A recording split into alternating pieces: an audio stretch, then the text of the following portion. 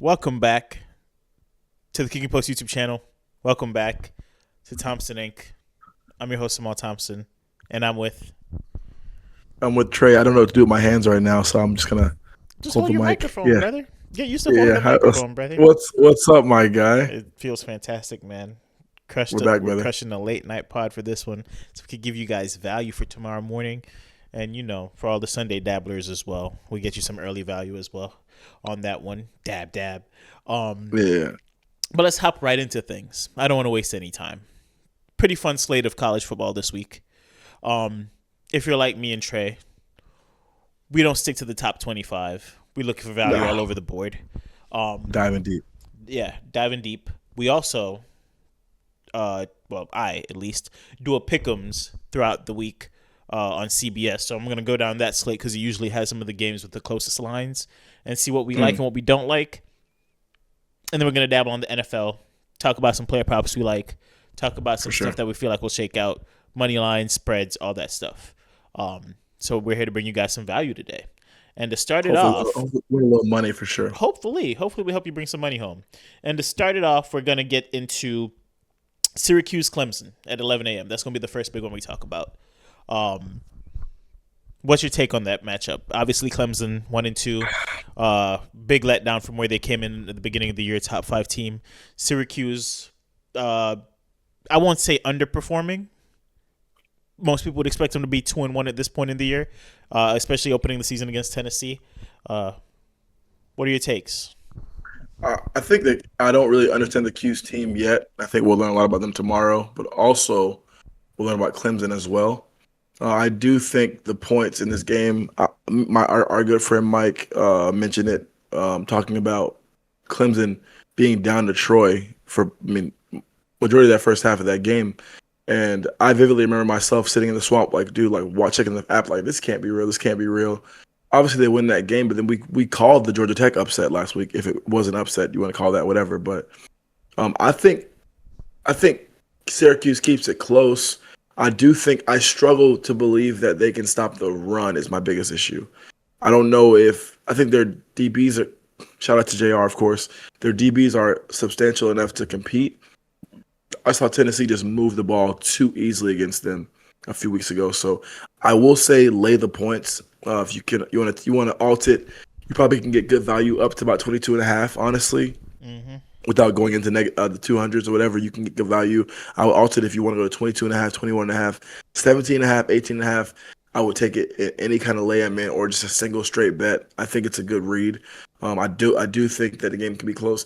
And the flip side is though, Amal, I said to you off camera, Dabo probably had laid into his athletes this week. Like He Dabo probably definitely got after him. let the guy, he let them know, hey, listen, like there's a quote before the season started that Dabo was saying we were the first team to go, whatever and in the CFP. Mm-hmm. They wanted to go now 16, 17 and 0. And to be 1-2 in the ACC, realistically not out of it yet because things could happen, things could shake up. But I know he probably gave them an earful. So I don't think Syracuse wins the game. I think that Clemson does win the game, but I do think it's close. But again, I wouldn't be surprised also if Dabo has his guys fired up to play, man. What about you? With it being in Clemson, it's a tough place to show up as a young Syracuse team. Syracuse's offense has looked solid against SEC talent, and then For kind of sure. came back down to earth against UConn. Very confusing dichotomy there. Obviously, they rolled Colgate last week. I do think Syracuse has a more natural running back than Clemson does. Hassan Willis looks pretty good running the ball. Angeli's been playing well. Great transfer quarterback for him. And Clemson's wide receiver converted to running back. I don't think that experiment worked out how they planned it. He's not really dominant at the position. He still just kind of looks like a wide receiver trying to play running back. And Klubnik has Right. underperformed based on what they expected him to be coming into the year. I do For like sure. Syracuse to cover. My only issue is the same thing we had an issue with against Tennessee. If you guys listen to our college football pod, I beat the drum for Fran Brown as a coach. I beat the drum for them coming out to show out. They scored a lot of points. They couldn't stop a nosebleed. They Yeah. couldn't. And I struggle to believe that They will this week. they will this week. I do think it's less experienced guys at the wide receiver position for Clemson. A lot of sophomores, a lot of talent, but they still make mistakes. I mean, even Wesco, the guy that went off for them last week, had a very crucial drop. I think it was on third down on one of those drives they were having. Completely open, hit it both his hands, just went to the ground. I feel like that's a little bit inexperience. Right. If they're able to, capitalize on some of those mistakes, they could keep it close. It's just I struggle to believe it. So me personally, I do think Clemson wins. If I was forced to take, the points in one direction, I'd probably take Syracuse to cover because I think the offense will do enough to kind of keep pace. Sure. In terms of Syracuse stealing the game, though, I think that might be a little bit far fetched. It's in Death Valley. That's if it was not to drag it on. Yeah. I want to ask a question to you. Do you feel like Fran is a smoke and mirrors kind of guy where he's like, again, I think we play NCAA Dynasty together, and like you have the guys, the motivators, the recruiters, and then the tactician. I think he's a great motivator. I'm sure we'll speak on Dion in this episode for sure in a little bit, but I'm still interested to see what Fran Brown really is as a coach. And I think he made a comment this week about being an underdog, and he quoted a 50 Cent song, which is cool. It's a cool thing. Like kids want to play for him, and I get it, but part of me thinks like how much time are we spending coaching, and getting guys ready to play and really like watching the film, because I can tell that Heupel knew their defensive line was weak. I'm just going to run it down your throats. Pause. Like, I'm going to when I got to take shots, I will early, but when I can run it when I need to. And I think same thing he said, they played UConn. It was like, who did you just like? What happened to the team last week that whatever? So what are your thoughts on him? I mean, as a coach, do you see this guy as someone who could be a big time? Could Syracuse be a big program under him, or do you think it's just like a short pit stop for him to maybe do something else, or them go a different direction? I think he's still young in the coaching aspect of his career. He does seem very committed to Syracuse. He talked about being there for quite a bit of the long haul. He seems very committed to that program. I won't say smoke and mirrors yet. I think when he had pieces that he liked, that team performed very well. Last year was a great year for them. He also lost guys to the portal and to the draft. It's a very young team. You talk about Junior. You talk about a lot of the guys who he's calling upon to be big players for them. Angeli is a transfer that didn't have much starting experience. Garbage. You think so? I think Angeli's garbage. I think he's doing enough in the offense that he's been asked to play. He's not Kyle McCord. He also wasn't like. Who was that? Angeli. Who's Kyle McCord? Oh yeah, I forgot Ohio State, but still, I can't. You guys recruited him, so at some point he was a guy that you guys expected to play for the Ohio State University as a significant passer. Didn't work out for y'all. Worked out for Syracuse, I would say. Yeah, I don't know. Can't remember. My bet. In terms of a passer of the football, I feel like Angeli's still coming along, but he's a decent athlete, and that's kind of what they need back there right now, especially behind an offensive line that's a little bit questionable. They need more explosive plays out of the wide receiving core. I don't know if they're going to get much of that. Maybe they could start using Junior on the other side. You know what I mean? I don't know if he's that kind of guy, but I agree. I'm with you. They just need a little bit more pop, I feel like, in that offense. And they were able to score points against the Tennessee defense that I thought was something for a little bit. I still think they're okay. They scored almost as many points as Georgia did against that Tennessee defense. So do with that as you will. I'm not going to blame Fran Brown completely yet. I think he still has to get some guys with some seniority in there and see what he could do with that team. Playing with a young roster with those kind of expectations. Again, he's 2-1. That's what he was expected to be with these first 3 games. We're saying everything that we're saying. Tennessee wasn't like you got to win this game. Make a bigger season. If he brought back the same roster he had last year, maybe we're talking a little bit differently. But with a completely new roster, we were hoping for a competitive game.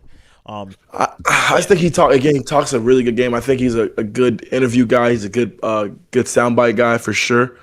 I told you earlier, JR says he talks to him every week. Make sure he's good. So I'm definitely intrigued to see how they fare again against Clemson on Saturday for sure.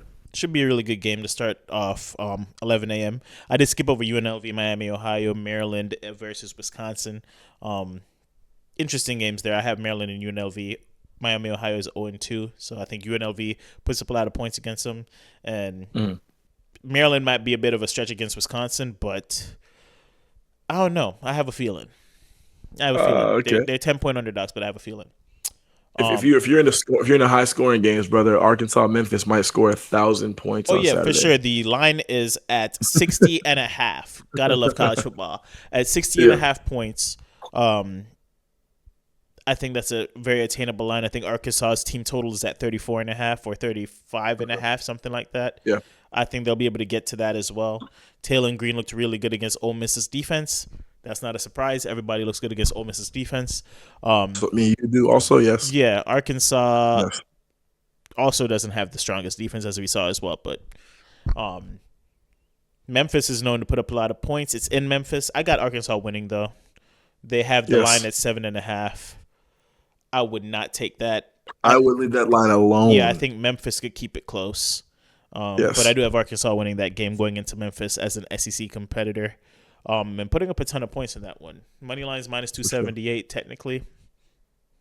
If you like it, you like it. But just from a picks at that, just from picking aside, I'm taking Arkansas in that one. What do you think? For sure. I think Arkansas wins it. I don't. The 7.5 is scary. I always think touchdown lines are terrifying to touch because, not to go back to NFL, but the Bills line was 12.5 the night against the Dolphins. Like that games that close get very scary. I do think that Arkansas will give up a lot of points, as will Memphis. Well, Memphis and Arkansas will give a lot of points. I do see Arkansas pulling it away, and maybe a 3 or 4 point win. I don't see it being a 7.5, but definitely I'll take Arkansas for the win. No, for sure, brother. You could buy down the hook if you really like it by a touchdown, get it to 6.5. Me though, I'm staying away. I'm actually probably not putting them in anything this week. Yeah, I might leave. I'll take the. I might take the over, or I might tease the over down to like 54.5, and then feel. I'll tell you a quick drunk story, bro. Last weekend I was betting on. I had a parlay in. And my last leg that lost, it was first quarter. It was 7-0. Yeah. 2 minutes left. Yeah. Arkansas Ole Miss. The line was 54.5. I said, "Fuck it." Hey, I hammered the line. I won't tell you what I hammered the line, Amal. At halftime, it was fucking 28, whatever, and I was like, "Holy shit!" Like they scored that fast. Ole Miss defense is awful. Arkansas's offense is whatever. I don't know if Memphis defense can be any better than Ole Miss. I do think the point 61.5 to me. I'll take that. I think it's going to be a very high-scoring game on Saturday with those two teams. No, for sure. TCU, SMU. Very interesting game again. A lot of good 11 a.m. games. SMU's been underperforming. They snuck out a tough one last week. And then TCU 2-0 with a very bolstered win against UNC. People had questions about this TCU coming back with Hoover, who had an opportunity to leave to go play for Tennessee. Decided to stay with the TCU Horned Frogs. Former hiring of our boy Cade. He used to be a TCU guy. How do you see that game playing out? I mean, obviously SMU is removed from the college football playoffs last year. I don't know if people have figured out what the offense is or if they're just missing guys like Bashard Smith a lot, but they haven't looked the same. Still able to put up a lot of points in a short period of time against lower end competition, but underperform based on their standards. And then TCU, I still don't really know what to make of the team. I think we overplayed what UNC could be. This is awful. Yeah. So I don't know. I got TCU winning at home as my pick. I do think they're heavily favored against SMU right now. Yeah, by a touchdown. That's heavy. How do you see that playing out? I think TCU wins tomorrow, actually, Maul. Yeah. And I think they win, I would say, pretty convincingly. I was wrong. I was talking in the group chat about the ACC and SMU still winning. I didn't realize they lost last week. So sorry to Dave and whoever. I think I was talking to Otto, but I think TCU wins. The first win against UNC was a lopsided victory, obviously. But TCU did look like the team that, not comparing to that same roster and all, but a few years ago who made a CFP run. I think the mixings of that team is the similar situation. I believe they're in the Big 12, correct? Yeah. And I think the Big 12 from what I've seen so far, is wide open. Arizona State, maybe. I Utah. don't know. Maybe Utah. Yeah, Utah. Utah. I mean, the next So I matchup we think, talk about is legit like the matchup for yeah, the Big 12. But yeah. for sure. So I think that again, TCU can run off. I don't want to jump too far ahead on them, but I'll just see their schedule real quick. They play this week SMU, then at Arizona State, at Colorado home. You don't have to buy Colorado. Mm-hmm. At Kansas State, Baylor, West Virginia. I mean, they have a chance to. They don't play Utah this year, so I mean, in a Do they play good Texas situation. Tech? No, they don't. That they get to evade both They have those twice. That's Colorado, Kansas State, Baylor, West Virginia, Iowa State, BYU, Houston, and Cincinnati. I mean, outside of unless again I'm mistaken, unless Arizona State gets ranked, this might be their next ranked game will be against Iowa State. And I mean, Arizona State was right. preseason ranked, but Yeah, so I think TCU wins this game. I won't say convincingly, but I take the 6.5 points. And I'd be comfortable with that at home too. Yeah, I take it for at sure. home, yeah, I think that team Yeah, has a pretty solid defense. Amon G. Carter Stadium. Yeah, yeah. The Shout out Cade. the massive Big 12 matchup though. Texas Tech going into Utah. 17 versus 16. Honestly, I think that's where game day should have went. I think that's going to be an electric game. Devon Dampier.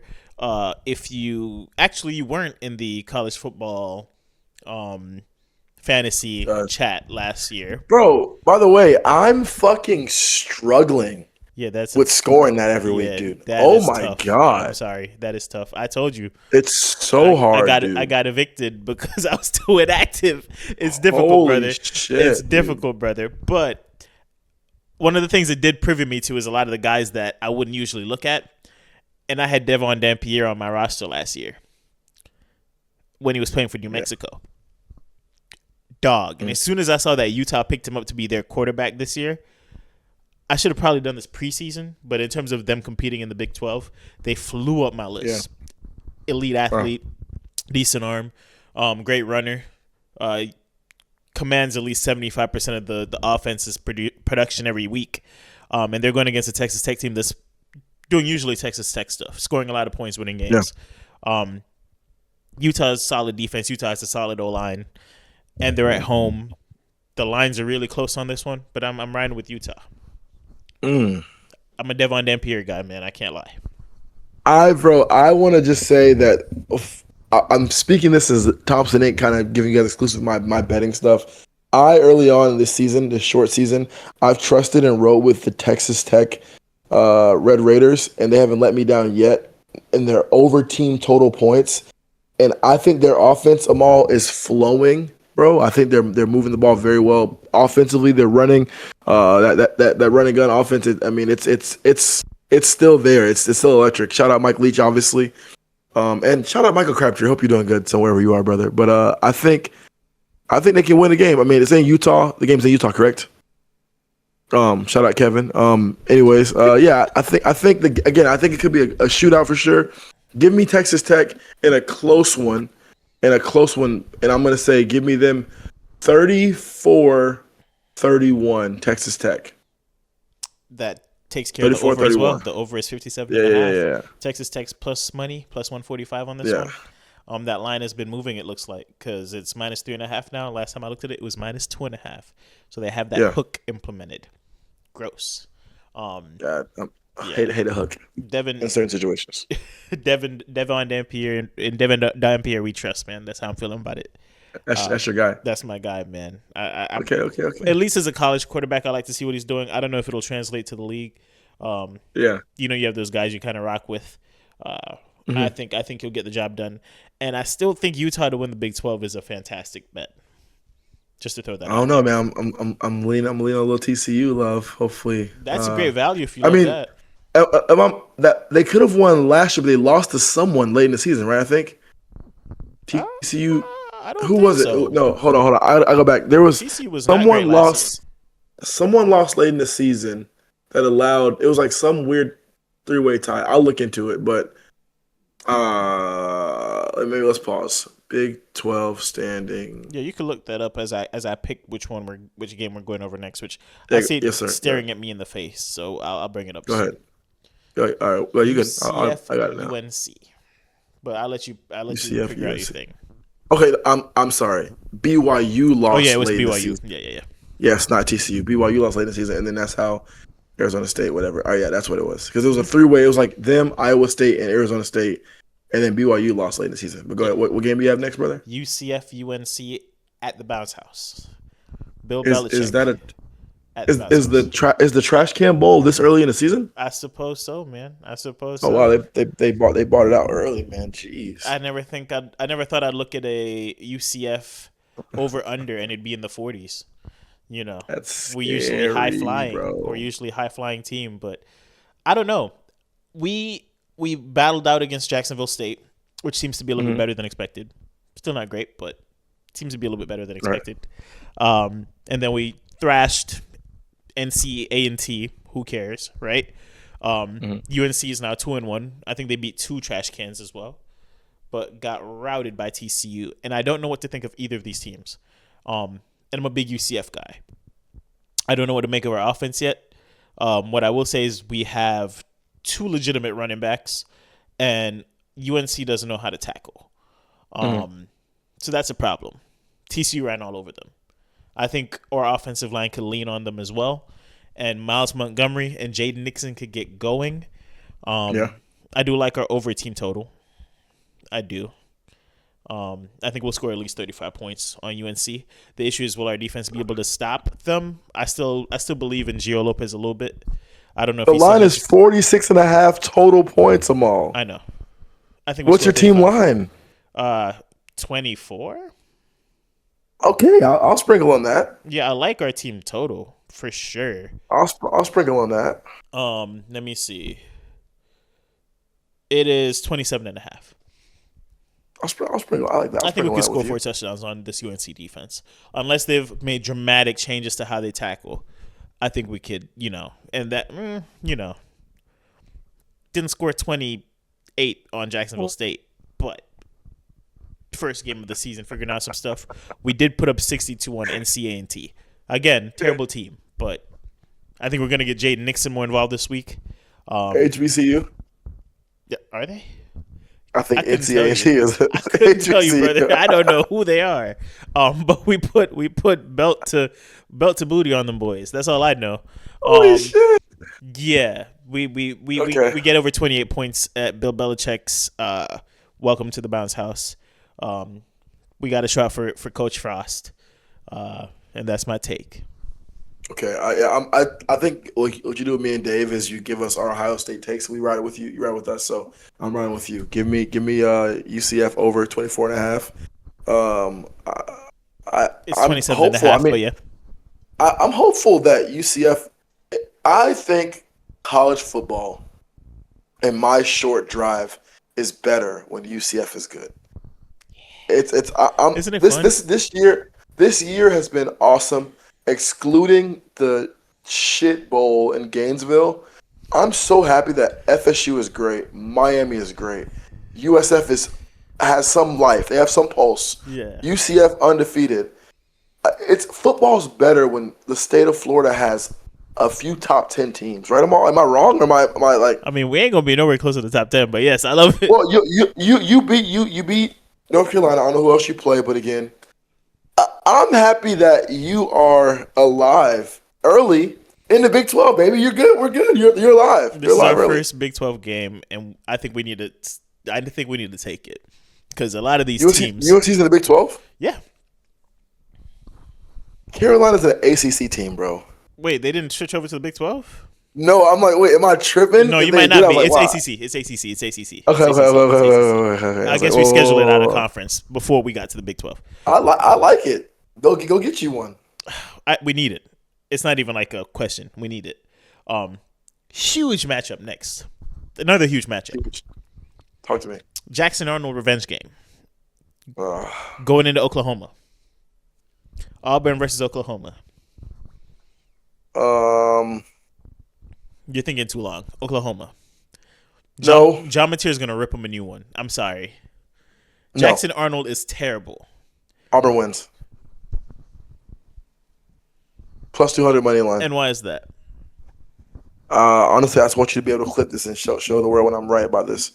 I think they win because I have a hatred for one man, and his name is Dabo Sweeney. Anyone associated with him, so Brent Venables, I'm sorry. I'm sorry, Brent Venables. You get my wrath too. Give me Auburn money line. They watched Jackson Arnold all year last year. They had him in practice all year last year. And he went to Auburn and still can't throw the football. So great point. Let's segue and do this then. Do you not think that Jackson Arnold has a little bit of an upper hand to come in and say, hey, because again, I'm sorry, you just opened up a can of worms for me. Their head coach is a defensive-minded coach. Yes. Defensive schemes, like offensive guys can change up and add new wrinkles. Yeah. Defensive guys can too. But normally, your bread and butter is your bread and butter. Okay. So all week long, all summer long, he's been circling September 20th in Oklahoma. Yeah. And telling you, hey, when we hit one of these, middle linebacker's coming. Middle linebacker blitz. When he hits one of these, they're shifting, showing cover two, dropping back out of that in the man. I think Auburn wins. And I think you're giving too much credit to. Look, Trey, I could break down to you where the ball is going. I could break down to you all the plays. Yes. You put me out there, I ain't hitting that pass. I ain't catching that ball. I might be able to. So I'm telling you, that's the issue. Jackson Arnold don't got it as a passer of the football. And he's been living with his legs. Living with his legs in these first few games. Right? Ran all over Baylor with his legs and the running back. Right? Running everywhere. Still struggling as a passer. And he has one of the more elite wide receivers in college football that's just getting squandered at Auburn. Cam Coleman is a dog. Remember this clip? Whenever he's able to enter the draft, he's going to be a guy. Cam Coleman's that guy. But he's playing on – which, again, shouts out to the NIL for having these guys go to teams that don't throw the football but get in their bag. Shouts out to you, Cam Coleman. But if Cam Coleman was on LSU or Ohio State or Miami, even UCF, where we like to air that thing out usually. Texas Tech. You know how crazy it could have been at Texas Tech? Mm-hmm. Like, and I get it. Hometown kid, stayed with the hometown, got a bag, but the stats are not going to be there. And he might slip in the draft because of it, or maybe not. We'll see, right? Maybe, yeah. We're not going to see him be the top of the guy he could be in college. And maybe he shows out in this game. Maybe they need him. Maybe Jackson Arnold figures something out. I'm just not going to side with Jackson Arnold when I've seen John Mateer be on another level so far this year. Mateer's been nasty. Yeah, he's been crazy. So he already had a big challenge with Michigan's defense, passed that challenge. Again. Well, he passed that challenge, but also that team sucks and their QB sucks, but we'll leave that alone for right now. I hear you, but he passed that challenge. And that's Auburn, unfortunately, outside of Baylor, it's like, you're not beating So, give me Oklahoma. Ole Miss Tulane next. Do you have Ole Miss beating Tulane? I do. Too high. It's too high. Yeah, I think this is a dramatically different Lane Kiffin team, and this Lane Kiffin team, last year's team, bro. If there's pros in the last half, we would laugh at that ball and hammer it because Dart was going to put numbers up. They're going to go score. This year's team, let's just win. Trinidad looked good last week. Tulane's a pretty solid Power 5 team. I don't think they're that far removed from what they produced last year. 2-3-0 teams. I think. Would you be shocked if Tulane won? A little bit, but not too much. Yeah. Ole Miss is always bound to drop a game in the season that you feel like they should have a grasp of. And I'm a firm believer of drop the game in September. They should have dropped the game last week. I had Arkansas beating them last week with the backup. Yeah. Backup showed out. Arkansas was driving the ball. Wide receiver fumbles. They were I think they were at the 25, at Ole Miss's 25. Yeah. With time. Wide receiver fumbles on the screen. Game over. The defense still can't stop a nosebleed. That's a true Lane Kiffin team. So Tulane, they score some decent points. Their offense is solid. I can see them keeping They'll it put some close. points up for sure. I Yeah, just think Ole agreed. Miss puts Agreed. up more. The team that you hate. Kif, Go ahead. What you were about to say, Kiffin? yeah, give me Nebraska money line. Only want to talk. You're, Give me Patrick Mahomes clone.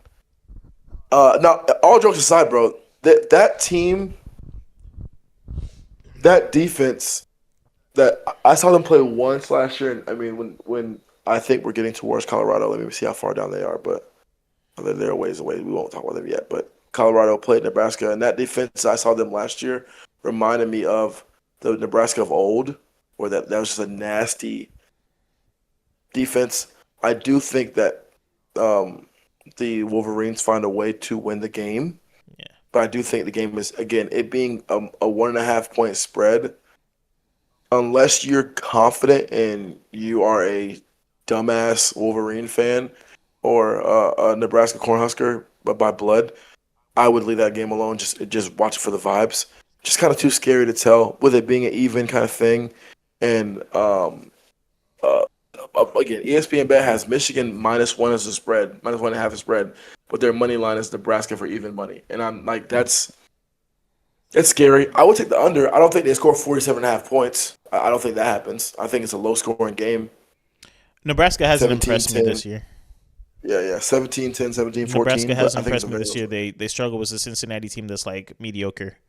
Granted, it was early in the year, still early in the year. Right. The Nebraska offense looked a little bit out of sorts. I will say, Mini Mahomes has been pretty safe with the football this year. But I'm gonna take the Michigan Wolverines with the defense that they have, pretty confidently actually. In terms of betting, you might want to leave them out of parlays, but me personally, I don't feel that uncomfortable putting them in there. Michigan. Yeah. Okay. Yeah. I think this is the first true test for Nebraska, and they've been sputtering a little bit against better competition in the beginning of the year. And this is where Do you it kind consider of a comes to a true stop. test in the games in Nebraska, though? Yeah, I mean, no offense to Nebraska, but their home field advantage hasn't really been that yet. Yeah, Back it up. Back it in. we're looking at a Nebraska team. They did put up 68 against Akron and 59 against is that Holy Christian? Who Christian? Does that team? I don't even. Shouts out to Matt Avila because I was showing him some of these games last week, and he said these teams are AI generated because he didn't know half these teams existed. Let's see. Nebraska I don't even know what played Who Christian last is. They played Who Christian week? and gave up a touchdown to Who Christian. Maybe it's Houston Christian, right? What the fuck? They're an FCS It's team. Houston Christian Huskies. Yeah, I'm good, brother. If you're wondering, the Houston Christian Huskies are actually a pretty good team. Okay. Good to know. They beat Northwestern State 62-24 10 months ago. if you care by any means. However, they lost the Incarnate Word 45-20 a year ago. So all this is all hogwash. It's all hogwash. All I know is Nebraska won 20-17 to a Cincinnati team that hasn't really shown me much outside of that. And if Amal, the season is young, and I don't like that you are judging these toddlers on week 3 week activity. All I'm saying is, not to call back to the CFB podcast too much, I compare guys to who they've played, right? I said, hey, Baylor's probably not that bad. They played an SEC team week 1. It was close. A couple bad ref calls. They were in it. Baylor's kind of ran the table since then, right? Or I say Syracuse, when they're not playing Tennessee, might look a little bit different. It did look different. When Tennessee plays an SEC team, I said it would look a little bit different. They played pretty well. They didn't win, right? So, like, it matters who you play early in the season and how you look. Not necessarily that you win, but how you look. Sorry.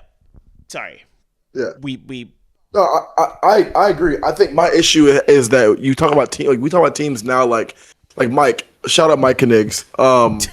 He gave me this 10-minute soliloquy earlier about why Rutgers was going to beat Iowa, and that Iowa lost to a bad Iowa State team, and they barely beat these two teams. I feel like it's, in my opinion, and I'm a Ohio State fan, if I was to overreact them all into our game versus Ohio last week, that Ohio gave us a good game and that we played poorly. I feel like I told you and Dave, the CFB pod, shout out to Dave. I feel like certain teams play down certain levels to these teams, and I think that we can either take it in two ways. You were underprepared or you were uninterested because we knew being up 10 against Ohio at halftime, we're gonna win the game. It wasn't like we're gonna struggle and not win the game. We knew it. I think a similar situation is in a different level, a little higher level. I think Syracuse and Tennessee. I mean, take away that fumble. I feel like when you watch games like that, to me, I thought Tennessee. Like I thought Tennessee was eventually gonna pull the game out. And to go a little step further, Georgia and Tennessee last week, Tennessee was dominant. But did you watch the whole game or were you working? I watched the whole thing. Did you ever feel like any point that Georgia was just out of the game? I didn't, but y'all try to make me feel like I should have. So I was like, oh well, Georgia. I mean, it's still Kirby Smart. Like they're not gonna just like whatever. And then I think the game changed. It was 21-0, whatever it was, 21-7, and then Georgia scored again, 21-14, 21-21. It's like I think we turn it on, and that to me is super early. And I'll talk about it at the end of the podcast, but I have like 5 or 6 teams of all that I think, from what I've seen the first 3 weeks of the season, are 100% locks for CFP. But then I have a few other teams that I'm like, all right, it's too early for me to judge them. And maybe that's a little bit me being biased or hot and cold with the good teams and bad teams. But I do think some teams, it's so hard to say, hey, right now you are 100% like you're not ready to face off against Michigan, because I think Nebraska may surprise us. And same thing with Auburn. They may surprise us tomorrow and come out with like, all right, we actually are ready to play this good team. And we said like against LSU when they played against Clemson, Yeah. we were saying like, well, it was that like when Clemson lost, the first thing in the group chat was, oh, was that LSU win that convincing? And then LSU went on to beat. I mean, Florida is Florida still, so whatever. But we'll see down the road. Like I think, they're not Florida, whatever. You'll see down the road. Like LSU's I think good. those wins still matter. We'll see, bro. We'll see. I think LSU ain't ran into nobody yet. They haven't had to play defense against a good offense yet. That's what we've learned. No. I think that Clemson's offense is good. I think Klubnik has played bad football so far. Can we agree to that or no? Yeah, which is he's the leader of the offense. Right. And they struggled against a good Troy, offense. and they struggled against LSU, and they struggled against GT. So that's 3 games that their offense hasn't played well. And Troy was bad. Right? Troy was bad. So I got got a homeboy from Melbourne that went to Troy. Shout out to my guy Jamal Statham. I mean, Troy be tearing it up. Like I live close to the Troy people up here. They love Troy. But it's Troy. You know what I mean? So, like, at the end of the day, like, if they haven't looked good in 3 games, at some point you got to be like, okay, maybe the offense just isn't clicking. Right. If Lagway goes down to Death Valley and throws 5 picks, and you guys win the game by 10 points, 20-10. Okay, so I watched them play against USF. The Gators' defense is not the problem. But that's what I'm saying, though. LSU hasn't played a good offense. Right, I agree with you. I think we have to take this in two. Again, you're right. I agree. You're right. Athletic offense. I'll just say that them winning by 10. Oh no, that's tough. 20 your to point's 10. correct. It's not like they won 35-25. I agree. I think that the Gators defense was stout. I just think that Coach Sullivan always says the point of the game is to win by 1 point. Okay, I get that. In my opinion, if we're before the season, Amal, could you and I find any like media outlet that outside of maybe a few Ohio State picks and maybe some Penn State, people were sucking off Clemson? Yeah, they were. To go into Death Valley and win that game, regardless of how Clemson's looked. I think if I was a CFP voter, I'm taking that game. And you can't, obviously, you want to look at how the team progresses throughout the year. Like last year, Georgia Tech's win versus Florida State wasn't as impressive because they were terrible end of the year, the rest of the year. However, if I'm a voter I'm taking that game at face value. We thought that this Clemson team was the best team in the nation. LSU went there and beat them. Whoever they played week 2 and hung 70 on them, whatever. And then they played Florida, and Florida was also ranked early in the year. I think like LSU, in my opinion, LSU could win the SEC. I think now after I watched Georgia last week, I think Georgia will probably win again. Plus 260 by the way to win the SEC. LSU, Georgia. Yeah, I might. Yeah, Georgia. I think Georgia wins. I mean, I think Kirby. I don't. Bama's not. Bama's not winning it. UF's not winning it. That was my dark horse. That South he Carolina's done broke not. his leg. We took him out back and shot him. South Carolina's not winning it, and we could talk about Lenore Sellers later. I was wrong, but I wouldn't close the coffin on Texas yet either, though. But they're living on defense still because Arch, again, outside of beating the Houston School of the Blind by running around, he still hasn't shown that he's a solid passer of the football. I've been watching. I watched that game again against us. I think the throws he misses, I'm assuming he makes them in November, December. His mechanics look off though. Yeah, I think he's like. I mean, I saw a tweet saying that we got to remember this is not Eli and Peyton's son. This is their nephew. And I thought it was very funny because their dad was a receiver. And I was like, okay, that makes sense. But yeah, I mean, the SEC, if you find a lock you like and some value, and you want to parlay that with an FSU to win the ACC or Miami, or you want to go to Ohio State in the Big Ten, and you want to go Utah in the Big 12, I think you can find, if you just do your research and you could find that 4 pick that I'm sure you have one somewhere in your slip somewhere. I think I made one with I didn't put it in yet, but it was like Utah, Georgia, OH? I didn't put them in yet because I don't think it's live though. Like it's plus money, so I could see it. I think you guys are favored though. That's the thing. Like my thing is to try to find the guys that aren't necessarily favored, but have a really good pathway, right? Right. And not to be a hater, but I was heavily on OH winning the Big Ten last year, and y'all kind of did me in. Still won the championship. Shouts out to y'all, but couldn't win the Big 12. The Big 10. We don't play for regular season trophies. We're looking for something. Oh no, for sure, love it, right? But when it comes to my slip, that's what I'm looking for. So I don't care what you guys are looking for in the regular season. If I'm looking for that for my slip. Anyway, come on, man. One last point. I do think that the benefit of a team like LSU is that Clemson will win. Clemson could win out.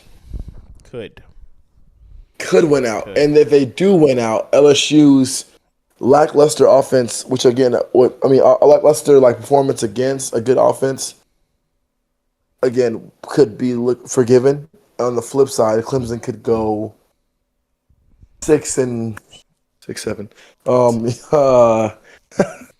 Nah. And nah. You know what I'm saying? You said history shouldn't matter. Not history. You said future shouldn't matter after somebody gets a big win. I completely and wholeheartedly disagree. Because why? Preseason rankings aren't really based in the games or like what happens during the season. It's taken to affect stars that don't really matter once you get on the field. Because if you guys don't know how to play college football, you will get beat by people who don't have those stars next to their name. It's based on prior year performance, which guys leave to go to the league.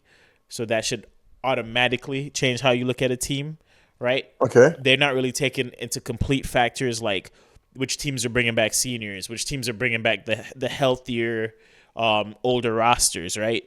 They're not, and with how crazy the transfer portal is now, there's guys who weren't getting an opportunity, who've been in college developing grown man bodies, right? That are going to be playing against guys who are freshmen in college, but again, elite athletes in high school that haven't really developed a college level build to play against these athletes. So there's so many factors that go into a preseason ranking that now when you go into a season, right? Utah starts outside the top 25. Clear top 25 team now that you've seen them on paper. Nobody saw Devon Dampier as what he's been playing at so far at Utah because he was doing it at New Mexico. Didn't believe. You had to see it, right? Vandy didn't get crazy love, they realize it's not a flash in the pan. Diego Pavia actually has something as a 26-year-old quarterback. I'm just roasting. He's not 26, right? You're good. But he has something, and that offense has something, and they beat South Carolina, who, again, preseason, everybody's on the Sellers train. Everybody's on the Lagway train. Everybody's on the Klubnik train, right? And now 3 weeks in, things look a whole lot different, right? So history, it's cool to look at history and what we see preseason, but once we get data, we got to start changing how we view the teams, right? So my response is for that would just be that when we talk about the CFP and they come out with their rankings December or whatever, one of the big phrases we hear overall is full body of work. Yeah. For me,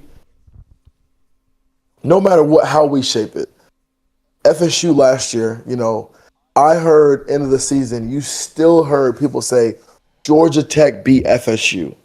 Even when FSU is bad. The thing I'm saying with it is when you beat a powerhouse or historical powerhouse team as a Clemson, LSU did with Clemson, it matters. Not because Clemson can go. For this conversation, we're going to say Clemson goes 2-10 for this conversation. I promise you, if LSU finishes undefeated, on their screen, it will say wins against Clemson. Top 5. Whatever. It's just that's the full body of work. So I agree with you. You got high school kids and transfers coming in. The full body of work is one thing. The second thing I think is a psychological impact where when you beat a good team early, it shows so some teams, Amal, as we both know college football, you get teams where we're okay week one. I think, for example, Kirby Smart is an example. Georgia's okay week one. By fucking week 10, you don't want to play Georgia. Normally. Mm-hmm. He's figured it out. For me, when LSU gets an early win against Clemson, it's almost like, okay, the biggest issue that we knew for sure with Brian Kelly was defense. Yeah. That was the biggest issue with him. To get that early season win and you had to play some semblance of defense, to me it matters. And again, if they went out and run the table against, I don't know who they play, let me lie to you and tell you who it is. I just think they went out and they run the table. I think you were looking at this and it's saying, for this scenario, they let's say they play Texas, they play Georgia, and we'll say they play South Carolina, and they beat all these teams. In that little blurb on ESPN, when they're comparing LSU's resume to Ohio State's resume, it's going to say, even if Clemson's fucking unranked, Clemson in that little blurb, because it matters. And it's unfortunate. I'm almost upset with my perspective because I agree with you that week one ranking shouldn't matter. I think you and Dave said that. They shouldn't matter. But they do.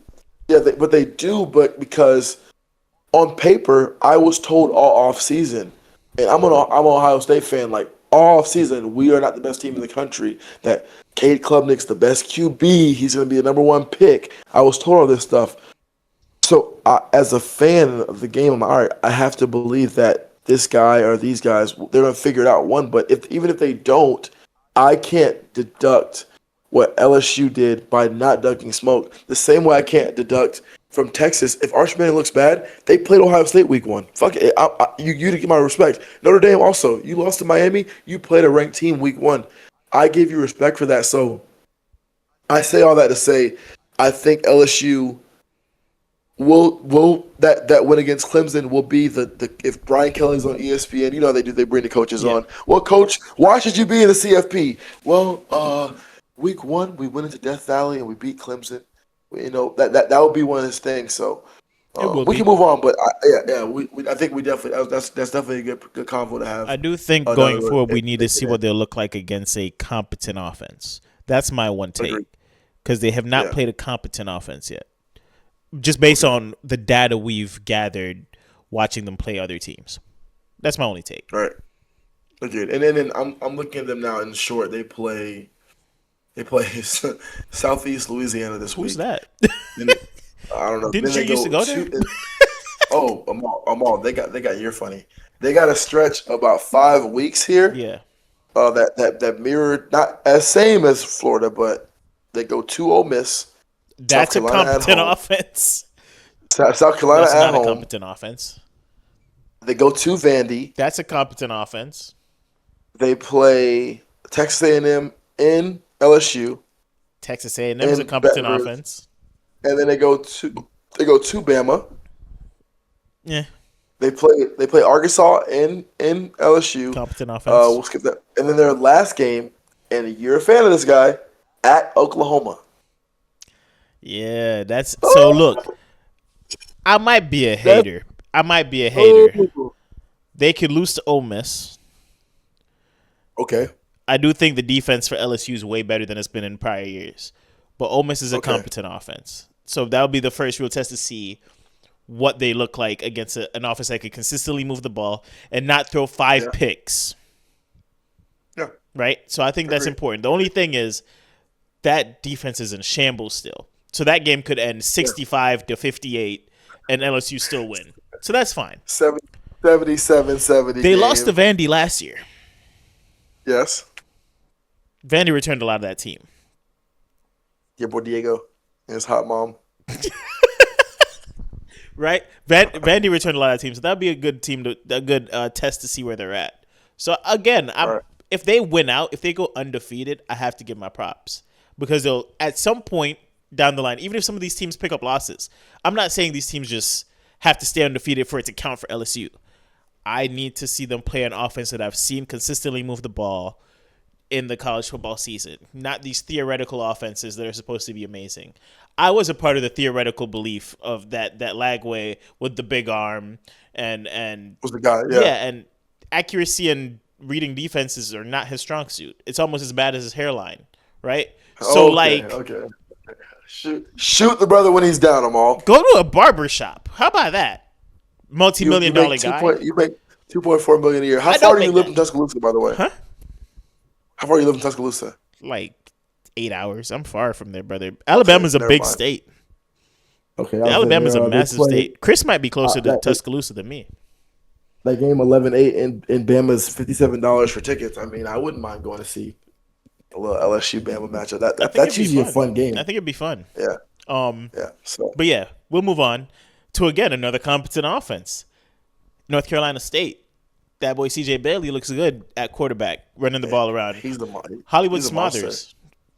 Dang. Hollywood Smothers. Pretty good too. They play Duke. Help me understand this trigathy. Yes, sir.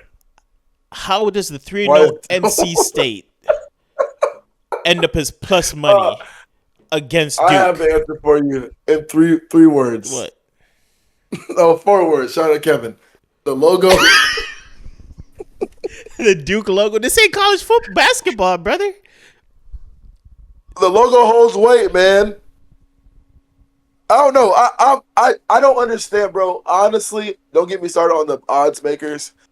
A 3-0 team with a very competent and potent offense, a very good quarterback, is playing a very bad Duke team that overpaid for Mensa for their QB.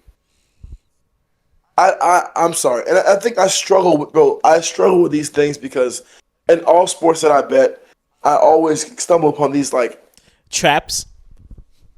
Is it a trap for us? It because might be. Because you've convinced me now to take Michigan money line at a great value. I would take NC State plus 3.5, or take a money line. I'd probably take a money line. Not wrong. Money line.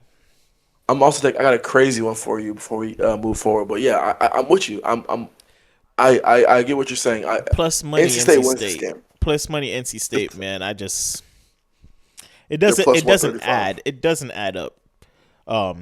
So yeah, I have NC State in my pick'ems. By the way, these are all my CBS pick'ems. So just to give you guys a little bit of background. What's CBS pick'ems? So preseason, a year ago, Kevin invited me to join this paid pick'ems. You pay $100 for the year. You pick all the college football games. I think there's a big pot at the end, and there's a weekly pot where like first place gets $100, second place I think gets something, right? And in my first year, I think I came first once or came second like 3 times, right? Yeah. Crazy for a rookie, I know ball. Right. But shout out you, bro. This year, I'm in the running. I'm second overall. Out of 90 games, I've gotten 64 right. Holy shit! So I'm on a bit of a hot. Like I've gotten like a 20 out of 30 week, a 22 out of 30 week, and I think another 22 out of 30 week. So they give you 30 games that are supposed to be competitive games, and you got to pick who you think is going to win. Simple as that, right? So far, I've been going through what I think have been the most competitive games and giving you my side of what I picked. This might be the week I do terrible, though, now that I'm sharing it, right? So, I hate sharing a parlay or a read. I know you do. I know you do. I know you do. Anyway. Can I just explain to the viewers what my logic behind that is? It's nothing against you, bro. Do you understand? Like, I feel like you can't. The read in my mind when the read is there. You can't. I'm like, oh, this is a good read. You know what's crazy? Even the Mama Saban one last year, I think that one upset me the most, because like her picks wasn't gonna change. They weren't even your picks. Amal, her picks weren't gonna change. She cooked. She called Colorado money line at plus 375. I know. And Bama at plus 220. I know. And I'm taking Matthew Kachuk's picks tomorrow. By the way.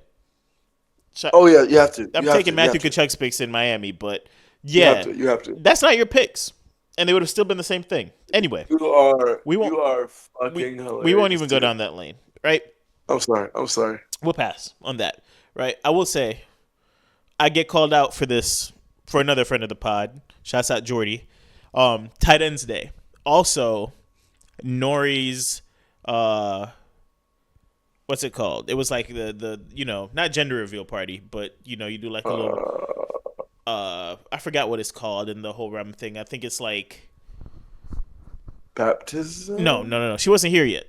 So it was in October. It was like October 10th. Baby shower. It was Nori's baby shower. And it was also good food. I know there was some good food there. There was some good food. It was also tight ends day, right? Shouts out Mike Koenig. I get to explain myself finally. Mike throws an underdog parlay in the chat. Ridiculous. It has Grant Calcaterra on it. It's like, this boy tweaking. But it's tight ends day. So I'm like, go ahead. So I'm like, bruh, tight ends day? You better maybe put something stupid in. Now, granted, I had already put something stupid in.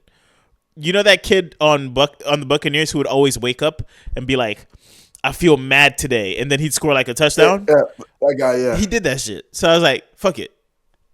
100 yards and a touchdown for him. $10 to win like $400. Ridiculous. Okay. Wasted $10, right? But it's tight ends day. So I was like, fuck it. I'll dabble. I'll make a tight ends parlay. Why not? Mike sent something in the chat. Now I feel stupid. Had a little bit of extra cash. Let me make a tight ends parlay. I think I had Kyle Pitts, Dalton Kincaid, Cade Otton, Tyler Conklin, one other guy. Cooked. Brother, 5 for 2,400. You hit? I'm in the baby shower. Yes. 5 legs down. Waiting on Kincaid. I'm in that thing like, bro, ain't no way. Ain't no way I'm about to hit this. I get a text in the chat. Amal, Kincaid just scored. I said, ain't no way. I pull the stats up. I go, and I run out the baby shower, and Matt runs behind me. Avila. Shouts out Avila. Everybody's looking at us like, what the fuck? Brother. You hit? Oh, yeah. 5 for 2,400. That's fucking hard. I set the parlay after I hit because that's the most that's the best thing people like to see when they bet with you is a green parlay for $2,000+ for $5 when you didn't send it to anyone. Although I did send it in the group chat. I will say this: the group chat saw it. If they wanted to tail, they could tail.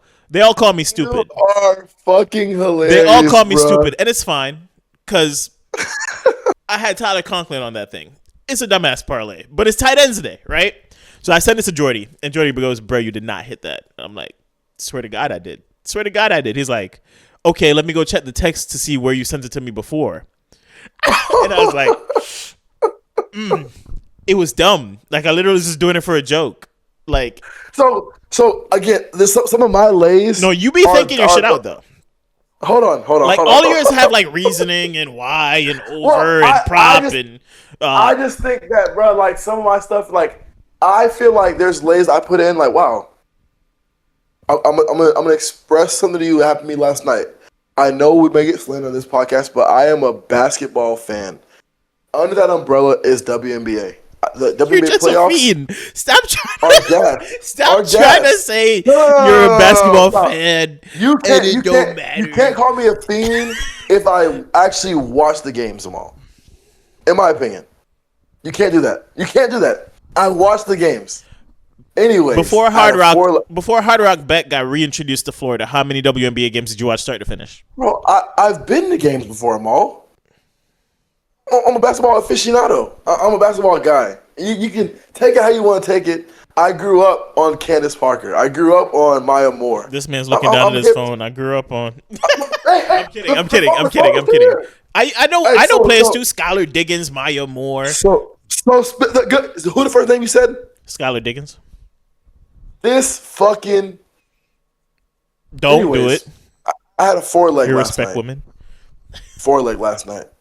First leg was James Cook, 95.5 yards. Cash. But it was a live bet. Cash. Indiana Fever, plus 8.5. They end up winning the game. Cash. My last 2 legs, Asia Wilson, over 24.5 points. That should be free. She has 38. Oh. Cash. Okay. With 3 minutes left in the fourth quarter, my last leg is Skylar Diggins, over 19.5 points and assists. She has 16. Some girl driving kick, she catches, hits a 3. She has 19 points and assists them all with about 3 minutes left. A minute left in the game, they run a pick and roll, and I mean the Red Sea, the lane from this curtain to that picture. How big the lane was. She drove. And she whammed like this. No, she went up and double clutched. Misses the layup. I thought she whammed it. I lose the lay by 0.5. Most when people say they get hooked, I get mad about the loss. Don't get me wrong. Everyone hates losing money. My biggest thing is how you lose it. In those situations, I feel like I got to put this on a t-shirt. I did my job. Like I did my job cooking. You failed me because obviously it wasn't a bad read. Like tomorrow's like I don't do well with college football, and I think I'm gonna take a break from like going at all heavy on it. I don't do well with money line. Your unit size are crazy. We won't even talk about that, right? Because I'm saying how I hit 5 for 2,400. The only thing that ran through my mind is that I put $10 on. I don't even remember Buddy's name because he woke up and said he was mad. Right? If I had put $10 on the stupid tight end parlay, that's 5 racks. If I had put 25, I bet my craziest win was the $100 for $5K on WNBA. Again, mine was $5. 5 for 2,400. What Your is tight unit end size is $100 on WNBA. No. But again, I think that the people of the Thompson Inc. pod need to realize when I'm doing those, I legit really feel great about those bets. I get what you're saying, bro. Yeah, bro. Because I just really be putting in bets with no feelings at all. I just be firing them things. What's your largest amount of a bet you've ever placed before? Like a parlay bet, honestly, largest amount you put on a parlay. Yeah. The max, I don't know if I've even hit that 50 mark, brother.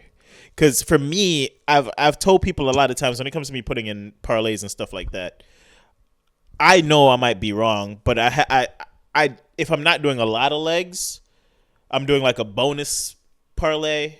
I'm trying to get the most value from the odds, not from how much money I put. So I've definitely You're like blessed the that. reverse. You've blessed Hard Rock. They got a building out in Tampa, Trey Thompson Memorial or something, next to the Hard Rock guitar. I've blessed that 50 a few times, but that's crazy. I'm just saying, bro. Like I'm gonna slow down. I'm admittedly gonna slow down. My issue is this though. So college football is whatever. I think NFL, bro. Like not jumping off this at all. There's just for me, when I actually sit down on my computer, my MacBook, and do my research, bro, I just legit when there's someone, I'm like, oh, like I'll start Sunday off 4 leg, $20 to win 250. Yeah, that's fine. Yeah. Halftime comes them all, and Donkey K has no catches. All right, now I gotta. Hey, now I gotta load up again. So just follow me, please. That 25 becomes 25 again. So now my lay is looking good. Like for example, week one, I did hit a parlay week one. I'm gonna tell you about it in a second, but this one I lost real quick. I had a 3 leg: Tyler Warren, Brock Bowers, and it was someone else, a QB. They came out balling first drive. Warren's going crazy. Bowers going crazy. QB, it was Rodgers. Rodgers 2 touchdowns. Took Rodgers for 2 touchdowns. He cashed his second quarter. Bowers is up 100 yards. Warren does not catch a fucking ball after the second quarter. So I lose. So I'm like, okay, well, the read wasn't off, or it just decided to suck. So Monday Night Football comes. I bet on the Chargers game, bro. It was Chargers and it was Bears and who did the Bears play? Vikings. Mm-hmm. When I went to sleep at halftime. Amal. Aaron Jones had no receptions. I had him for 2.5. McCarthy had no rushing yards. I had him for 15.5. I woke up in the fourth quarter, and I had Vikings money line too. I woke up in the fourth quarter with a cash parlay, confused out of my mind, but the reads were there. So like when I say that, bro, like I feel like I'm not ever like BSing with the bets. Like I know some of the units are crazy, but I will say like I'm admittedly tomorrow I'm legitimately gonna do the Kachuk lay and then do whatever we talk about here, and I'm gonna legit try tomorrow, like $20 done tomorrow. I don't do well with it, bro. Like I don't money line for me on Saturdays is like I besides the one with Miss Saban, I've never won a Saturday lay, bro, before. Honestly, never. Like I win a lot of the smaller stuff, but that's why I feel like I volume shoot. Like I do $5, $10, that kind of stuff. I don't do like a bit because again, like you said, they didn't do their job. I'll be damned if a college kid has me not eating lunch because I put $50 on whatever the heck. My fridge is full of food, Okay. and if that makes anyone happy out there who's listening, anyone who's shaming. And by the way, guys, October 26th is National Tight Ends Day. Okay, we'll run it back. We'll run it back. But what I will say is bet responsibly. That's the lesson. Like I know my unit size. I know which weeks I'm able to dabble. I know which weeks I need to slow down. I know which weeks I stay away. Right. No unit size. Trey's fridge is full of food, so he's cool putting $100. Also, let me also say I don't have a wife or kids. I'm a single man. I don't think that I do say, bro, like this is Thompson thinks this is more of just a sports talk. I will say I have told my friends recently I need to slow down on sports betting. I think it's like it's fun. It's a fun rush, but I think like you can get like I know for a fact me on Sundays I'm chasing if I don't win early. And I don't ever want to chase. I think the benefit of working on a Sunday, which even if I don't work on a Sunday, I still kind of like if I'm volume shooting, I'm still doing $5 to win like 20, and then if that hits, I'll play with that 20, or I pull the 5 out. I'm not really pulling 5 out, but if I put a $20 bet in and I hit, I'm pulling that 20 out. So then, like if I have to put something back in, it's the same 20. Like that's how I see it to kind of maximize how you do it. But yeah, me personally, I can't do the big parlays. If I put 50 on something, I'm putting it on a single that I like a lot, right? Just right now in an early conversation for Sunday, I would on this 4 leg I would do it. On this 4 leg I would. Let me see. Give me. I did look at some Sunday value. Against the Browns, give me Jordan Love 2 touchdown passes for plus 105. Okay. Give me Bijan Robinson against the Carolina Panthers. Give me Bijan's receiving and rushing at 109. Okay. Against the Bengals and Vikings, give me McCarthy. He's not playing. Carson Wentz. Ooh.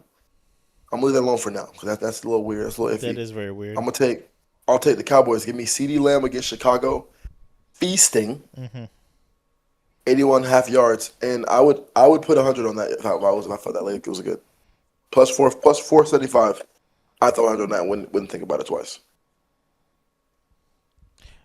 You know another reason why I feel like we're different with this kind of thing? What? Do you like Why is roller that? coasters? I love them. I hate them. And you know why? Why? The way my mind works, and maybe it's a thing that was instilled in me since childhood, right? This podcast is going off the rails a little bit, but it's fine. Let's vibe. Yeah. I've always thought of the worst possible thing that could happen when you're doing something you can't control. On a roller coaster, there's nuts and bolts that in my head are going to come loose.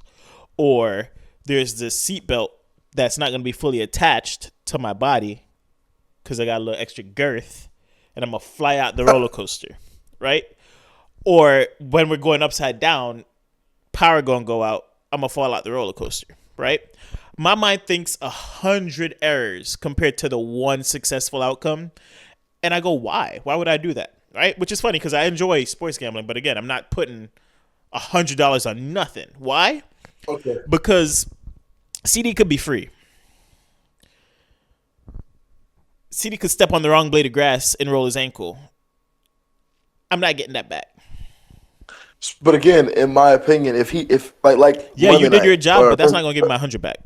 Thursday night, Mike lost a parlay on Tyreek Hill. He had 49 yards. He had over 50 yards. I know. He had 49. Yeah. So with the roller coaster theory, you're right. I'm not thinking about the nuts and the bolts. Hitting the power button. I'm thinking about 7 seconds of heaven. Yeah. Rolling through the adrenaline pumping. But again, I get where you're coming from with that. Like, I understand why someone wouldn't want to do that. I get it. But I think my mind is just like, I've always been that way.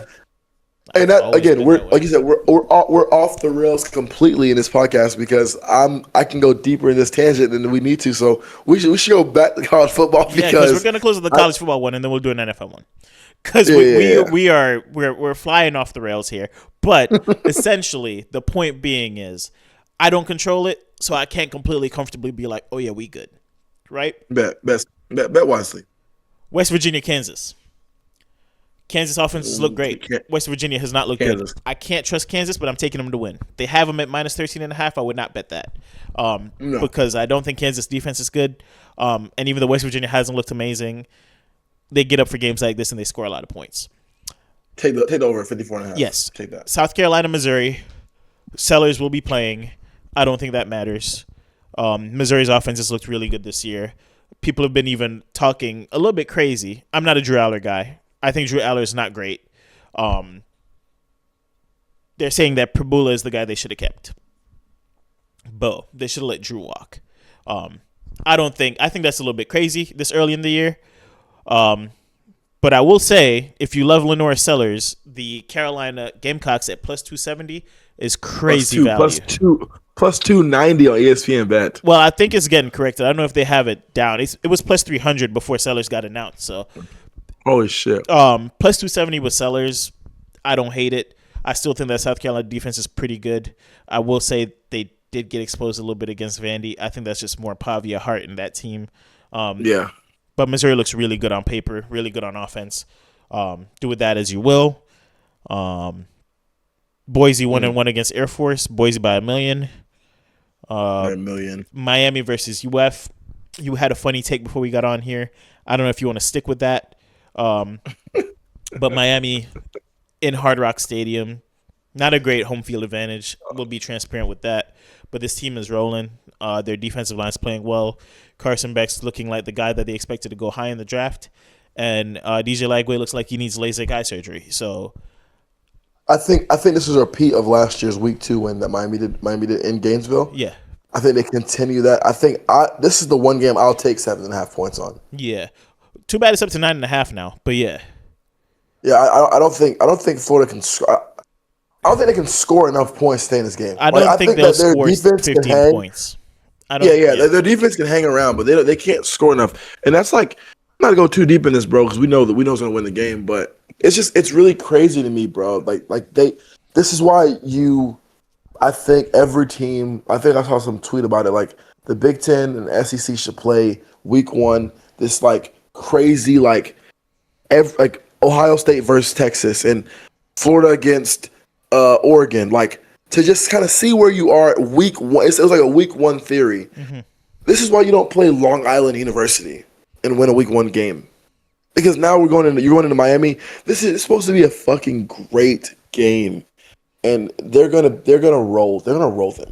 Miami's gonna roll them. I think they're gonna roll them. Yeah, Miami's gonna roll. Yeah, they're gonna roll them. Intriguing. Just I don't want to take your job, but Indiana, Illinois, top 25. That's exactly matchup. where I was going, actually. So you're seeing here.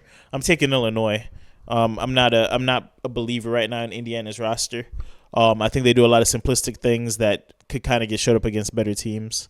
Illinois' offenses looked pretty good. Luke Altmaier's looked pretty good. Illinois is quite a big underdog. I think they're plus 200 plus right 215. Now. Yeah. And I don't know why it's that great. Luke Altmaier has been in that offense for a couple years. I get people love Indiana. And maybe Indiana wins the game, but I do think it's a lot closer than what the spread has it. So, yeah. I'm sorry. Just to go backwards, we had Indiana, and there was one more earlier. South Carolina, you said, was also a one. Was plus 270. If you that's like under, yeah. If you like sellers like that, but I love sellers. Yeah, I know.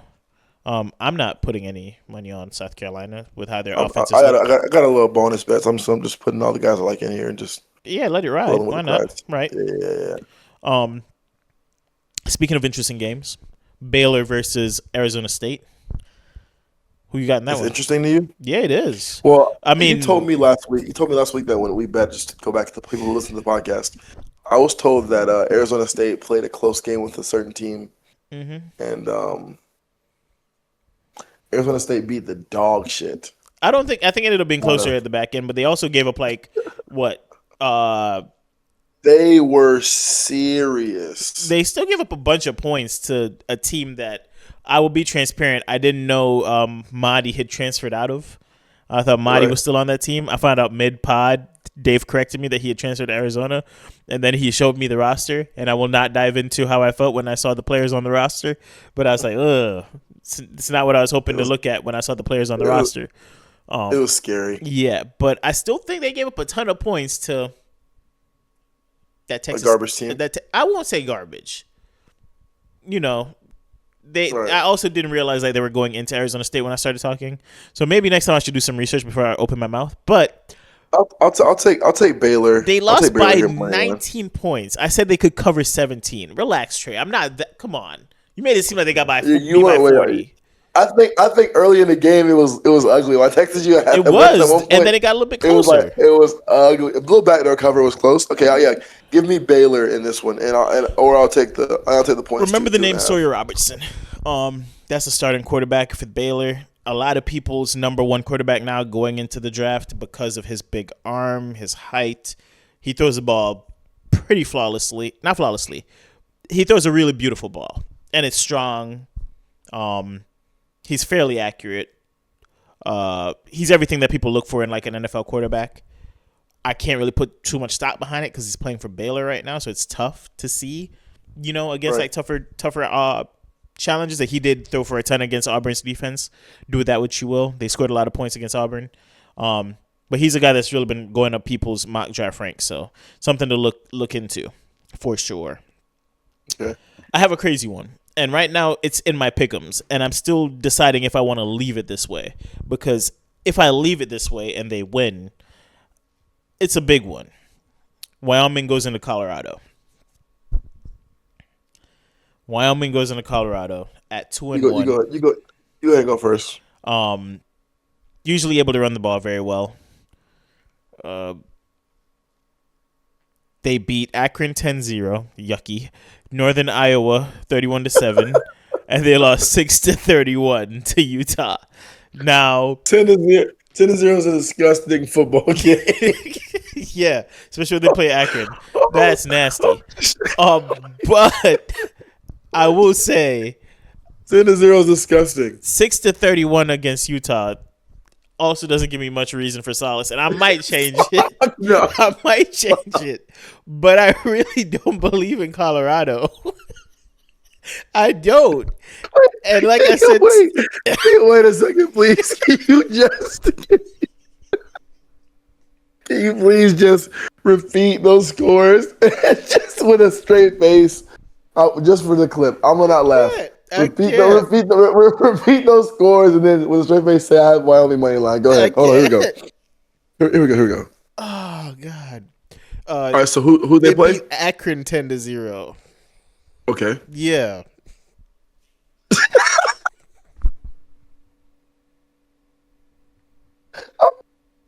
They might not score 10 points against Colorado.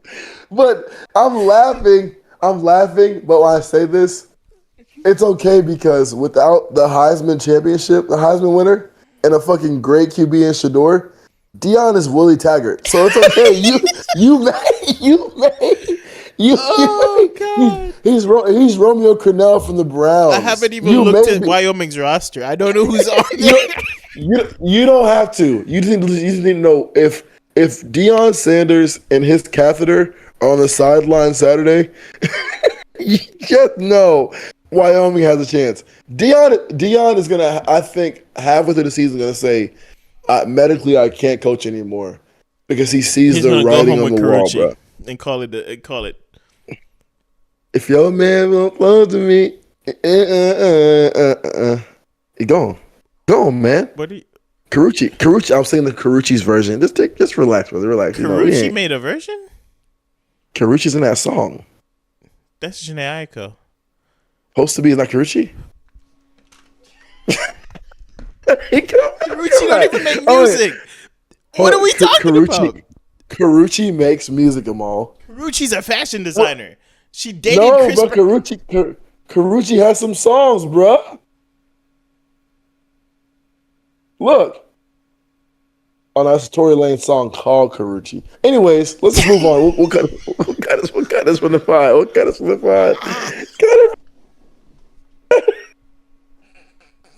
Hey, Hey, shout out to my sponsor. I'm sponsored by Ultra. Like, what? Hey, look. No. Shout out Matt Schwartz. Yeah. His brother used to play for Wyoming. I don't. No, bro. Deion's terrible. All jokes aside, Deion's terrible. He is, but I don't know if he's actually terrible enough to lose to Wyoming, which is why I'm putting this on film. I've spent the whole week contemplating if I should leave Wyoming going into Colorado to beat plus that Colorado. 380. Is that what it's at right now? Plus, it's on my screen. I'll check that. It used to be plus 5 something. If the line's coming down, I'm not going to lie, Trey, and maybe I shouldn't say this, but like that feels racist. Why? Hey, it's now plus 400. Okay. Yeah, I don't know, man. I can't. I watched Deion in a critical game-winning drive try to explain to a crowd of media analysts that he had no opportunity to call one of the 2 timeouts he had, and I couldn't fathom, like, when he tried to break it down and he's like, "Do I call a timeout there?" And like in my head, I'm like, "Yes, you do." Oh my god! You do call a timeout there. South Carolina is plus 325 against Missouri, bro. It's calling my name, Amal. It's calling my name like a Green Goblin mask. The Green Goblin mask. Look, before Sellers got announced to be okay, I'd say heck no. But now, yes, they lost to Vandy. Yes, I had them losing to Vandy, but I think Vandy is a considerable better team than Missouri. Bro, I think if Sellers is playing, they're beating them, bro. Okay, well, if you want to, I would suggest doing it straight. But I threw $1 on it. That's the unit sizes I like to hear.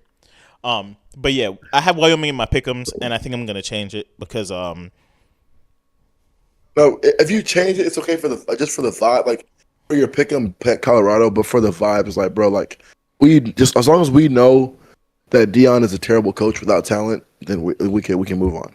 There's a lot of coaches though. I feel like we're no, bro. You can't say that because I'm coaching with one now, respectfully. That I feel like if some coaches are blessed in a certain region and they can recruit certain players and get them certain in there, they're great.